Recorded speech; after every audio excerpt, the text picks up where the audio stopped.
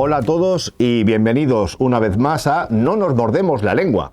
Bueno, Javier, ¿otra vez? ¿En serio? ¿Nos vamos de la lengua? Ay, tienes razón. Bueno, hoy tenemos un tema muy interesante para debatir y tenemos un invitado. Y el tema, Lara, es hábitos y dependencias. ¿Qué entiendes por hábitos y dependencias en cáncer de cabeza y cuello? Pues el cáncer de cabeza y cuello todos sabemos que se asocia a tabaco y se asocia a alcohol. Y en los países donde va disminuyendo ese hábito cada vez hay menos cáncer de cabeza y cuello. Pero desde aquí no queremos estigmatizar, es decir, hay pacientes que pueden tener un cáncer de cabeza y cuello sin haber pasado por esos hábitos. Pero hoy queremos hablar de ellos. Pues hoy tenemos de invitado al autor de este libro, Luis Gutiérrez Rojas, que es psiquiatra en el Hospital de Granada. Y bueno, menciona en el libro a un psiquiatra, Víctor Frankl. Me enseñó él a pronunciar el apellido porque no me salía. Entonces dice una cosa muy interesante que es, además de Estatua de la Libertad en la costa este, debería haber una estatua de la responsabilidad en la costa oeste. Entonces, para hablar de hábitos y dependencias tenemos a Luis Gutiérrez. Por favor, preséntate y nos cuentas quién eres y te vamos a hacer una serie de preguntas porque para eso te hemos traído. Muy bien, fenomenal. Bueno, estoy encantado de estar aquí con vosotros. Como han presentado, yo soy médico psiquiatra, trabajo en el Hospital Clínico San Cecilio de Granada y también soy profesor titular de psiquiatría en la Facultad de Medicina que está justo enfrente. Pero también me gusta muchísimo el mundo del humor. Fui finalista del Club de la Comedia hace muchos años y utilizo mucho el humor como una herramienta para poder estimular a los pacientes, motivar a los pacientes hacia el cambio. Pues si os parece, vamos con la primera sección, la anécdota.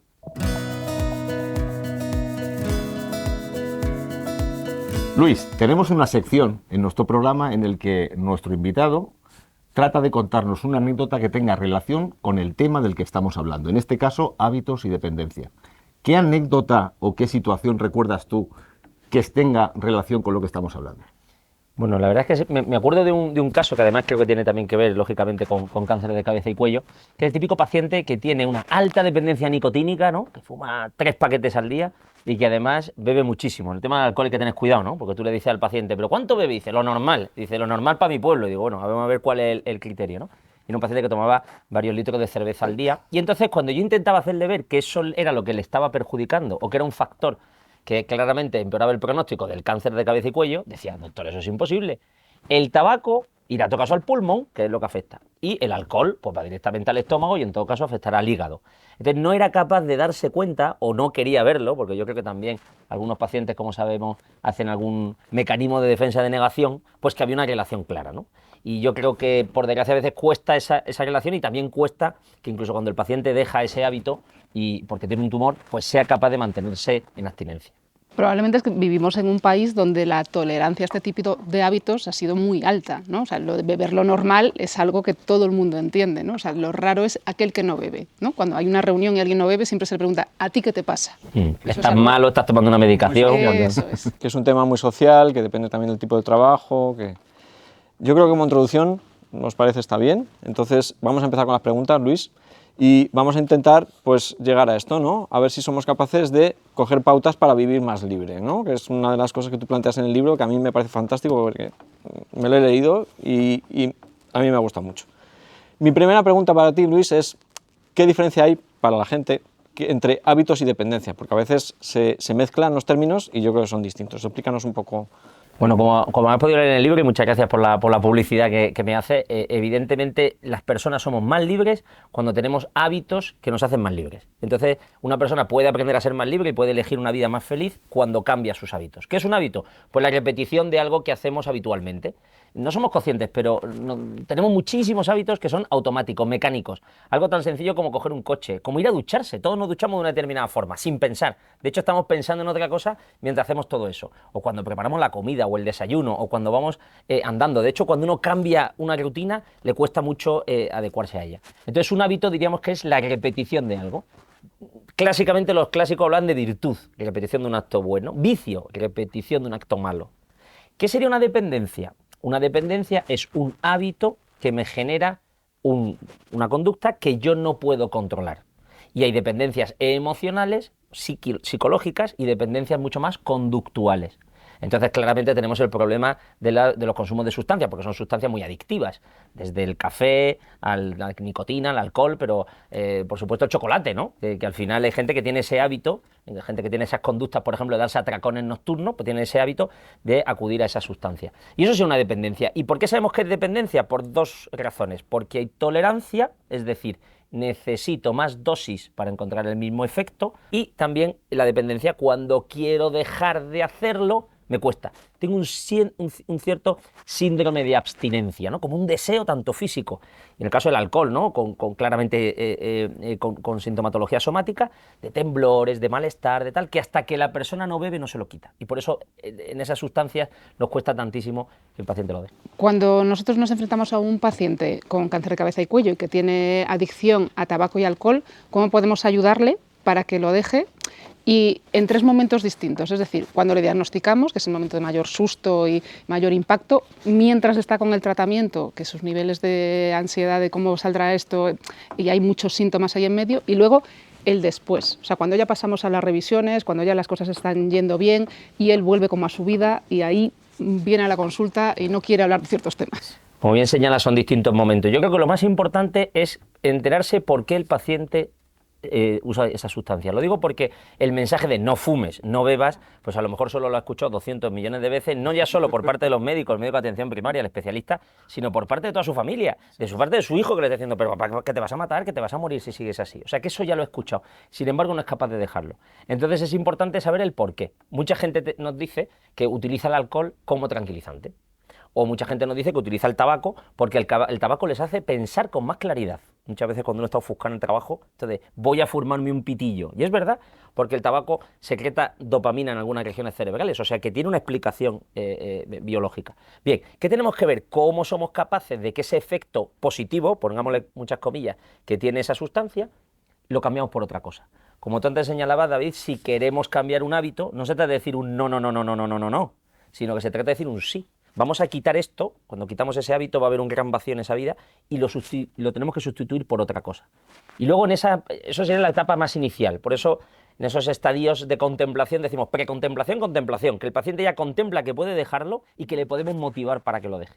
Y luego cuando pasamos a esa fase que ha dejado de consumir, a lo mejor por la enfermedad, y está empezando a tontear de nuevo, hay que ver qué ventajas, qué facilidades, qué mejorías ha tenido gracias al abandono del hábito. Por ejemplo, nosotros utilizamos la espirometría y le podemos decir a nuestros pacientes cuál es su daño pulmonar. Nuestros pacientes con enfermedad mental grave fuman muchísimo y tienen un pulmón muy envejecido. Al enseñarle los parámetros de espirometría que están mejorando, es una manera de motivar al paciente. Oiga, usted respira mucho mejor, usted tiene más capacidad física. Si somos capaces de unir ese cambio o esa mejoría en ese hábito con algo bueno, es mucho más motivador. Las campañas antitabaco están pensadas sobre todo en señalar lo malo, que no está mal, pero es verdad que uno puede ser bueno por miedo al castigo o puede ser bueno porque ser bueno es bueno para ti, ¿no? Y creo que es mucho más inteligente intentar señalar lo bueno. Por resumir un poco, importante el refuerzo positivo, importante cambiar un hábito no saludable por un hábito más saludable. Yo creo que esas son las dos conclusiones importantes. Y en relación al último que has comentado, lo que estás tratando de decir es que es muy importante un seguimiento muy estrecho. O sea, lo que acabas de comentar en nuestro día a día, a nivel asistencial, pues con todo el personal que hay, pues, enfermería, médicos, etcétera, el poder llevar a cabo todo ese control, esa motivación, esa monitorización del paciente, no es fácil, y tú lo sabes. Estoy totalmente de acuerdo en que el seguimiento es fundamental. Los médicos tendemos a pensar que los consejos que damos no sirven para nada. Pues ya se lo he dicho 40 veces, pero no es cierto. Muchos trabajos señalan que la repetición de una determinada consigna, esto es como la publicidad no repite siempre lo mismo para que consumamos, pues es algo parecido. Y muchos pacientes son los que a lo mejor después de un año o de mucho tiempo donde se han estado pensando lo del tabaco, llega un momento y dice, le voy a hacer caso. Por tanto, hay que hacer un seguimiento, hay que ser, como decía David, en el esfuerzo positivo, si una paciente fuma mucho, pues la reducción del número de cigarrillos ya tenemos que valorarla muy positivamente y efectivamente ir haciendo ese seguimiento para ir hablando con ellos. Tenemos además abordajes psicoterapéuticos más de corte motivador y también tenemos algunos fármacos y algunas estrategias más farmacológicas que nos sirven para la deshabituación tabáquica y también para la deshabituación alcohólica. O sea que tenemos bastantes herramientas. Si nos quedamos solo en el fármaco, pues el paciente, eso hay que unirlo siempre a lo que decía antes, abordaje del caso, explicación al paciente de por qué acude a esa sustancia y que sepa que los beneficios de la sustancia los podemos sustituir por otras cosas que son mucho más beneficiosas. El fármaco es como más pasivo, porque al final el fármaco es como me dan esta solución, pero tiene que ser algo más activo, que es algo que yo he aprendido de aquí y de la práctica también. En tu libro lo explicas muy bien, pero es verdad que esto tiene que ser activo. Tiene que ser una es que actitud. parte de la voluntad, Exacto. o sea, lleva una voluntad. Y Claro. ¿Cuántos sustancia no tiene pacientes voluntad? nos dicen, doctor, me encantaría, pero soy incapaz? Por tanto, eso es un estado precontemplativo, porque hay otros que te dicen, no, doctor, es que no pienso dejarlo. Eso no es precontemplativo, es que no quiere dejarlo. Vale, el que ya te está diciendo que quiere y no puede, ya ha avanzado mucho. Ahora, lo importante es cómo le damos herramientas para que pueda. Y hacerle ver que es posible. Creo que eso también es importante, porque muchas personas piensan que lo han intentado muchas veces, que es verdad, que no lo han conseguido y que por tanto no lo van a conseguir nunca. Siguiendo en esta misma línea, me parece muy interesante el que nos digas si este tipo de adicciones, en este caso en cáncer de cabeza y cuello, a tabaco y alcohol, están asociados a unos rasgos de personalidad concretos. O sea, hay unos rasgos que pueden tener algunos pacientes, en este caso de cabeza y cuello, que los hacen más vulnerables o que los hacen más proclives a padecer este tipo de adicciones. Totalmente. Dentro de los tipos de personalidad, digamos que el tipo de personalidad más frecuente que hay es el neurótico. Yo creo que nosotros 4 somos bastante neuróticos, porque la alternativa es psicótico. No, pero si vosotros, o sea, lo vuestro es evidente. Bien, y dentro tiene solución, por supuesto. Y dentro de los neuróticos hay un tipo de rasgo de personalidad que está dentro de lo que llamamos la inestabilidad emocional y la impulsividad. Hay un psiquiatra que ha estudiado todo esto, que es Cloninger, que habla de la búsqueda de la novedad, el novelty seeking, es decir, que me gusta lo nuevo y no soporto lo monótono. Es eso de un poco de las canciones, ¿no? De sexo, drogas y rock and roll. Carpe diem, vive el momento, no te prives de nada, lánzate. Nadie se acuerda del aburrido, ¿no? El cementerio está lleno de gente monótona. Bueno, pues lánzate, bien. Pero esas son las personas que prueban drogas, hacen cosas que pueden generar un riesgo y que por tanto pueden ser peligrosas. Entonces, quizá tendríamos que trabajar esos aspectos de personalidad porque nuestra sociedad es muy así. Es muy impaciente, es muy del móvil, es muy de pincha, es muy de cómpratelo. Y vamos a más. Y vamos a más, porque estamos acostumbrados a que yo quiero algo y me pasa con mis hijos, ¿no? Digo, vamos a ir al cine, ¿pero cuándo? Digo, dentro de 5 días, ¡pero 5 días! O sea, como que la impaciencia no se puede soportar. Bueno, pues es un problema, ¿no? Y entonces tenemos que ver cómo somos capaces de, y por eso cada vez se habla más de el mindfulness. ¿Qué es el mindfulness? Estate en el momento.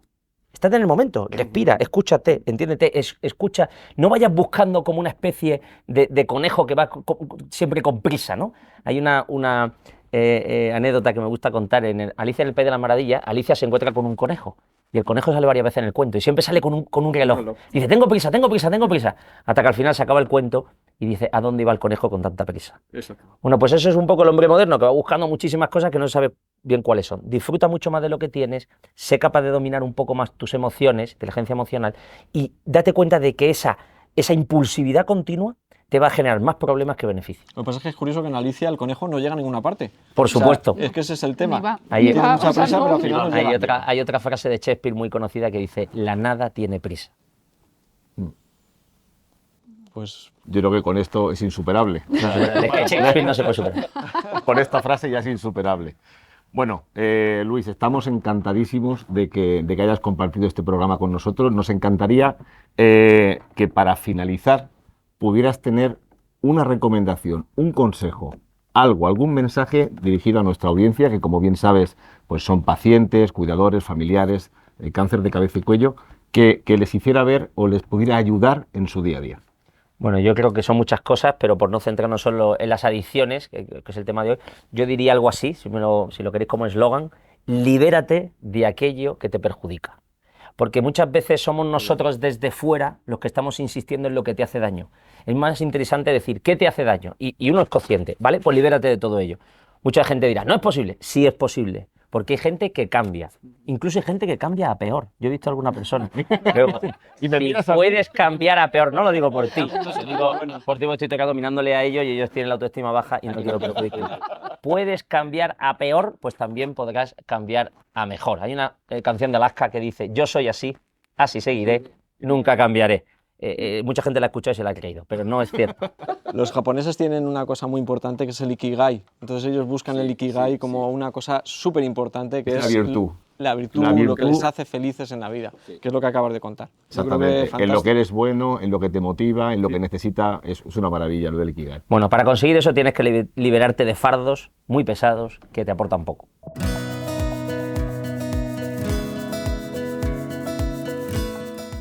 Llegados a este punto, agradecerte, Luis, la visita. ¿Y qué tenemos ahora? El minuto de oro. ¿Quién lo hace el minuto de oro hoy? ¿Quién le toca? Lara, te toca el minuto de oro. El tiempo es tuyo. Tienes 1 minuto. Perfecto, pues hoy hemos hablado de hábitos y de dependencias. El cáncer de cabeza y cuello sabéis que se asocia a hábitos como tabaco y alcohol, aunque no todos los pacientes pasan por ello. En España tenemos muy poquita educación para conocer todo lo nocivo que pueden ser estos dos hábitos. Hoy hemos aprendido que hábito es algo que nosotros solemos repetir y dependencia es cuando ese acto que solemos repetir nos genera una necesidad y tenemos que repetirlo más veces. Hemos visto que se puede salir, que se puede cambiar de todos los hábitos y todas esas dependencias y que probablemente nosotros necesitamos, y el entorno del paciente, dar un refuerzo positivo, es decir, repetir, explicar lo importante de dejarlo, el por qué es importante con datos y luego el dar refuerzo positivo a todos aquellos cambios que nuestros pacientes sean capaces de hacer. Y yo creo que estas son las cosas más importantes que nos tenemos que llevar, que hay algunos rasgos de personalidad que pueden ser más impulsivos y pueden llevar a esas adicciones, pero que todos corremos el riesgo de tener algún tipo de adicción. Lo siento, Estamos en otra tiempo. vez nos hemos ido de la lengua. Bueno, pues muchas gracias, Luis. Hasta Muchas aquí gracias a nuestro vosotros, programa de ha sido un hoy. placer. Ha sido un Muchas placer gracias. que nos visitaras y a todos vosotros hasta el siguiente programa.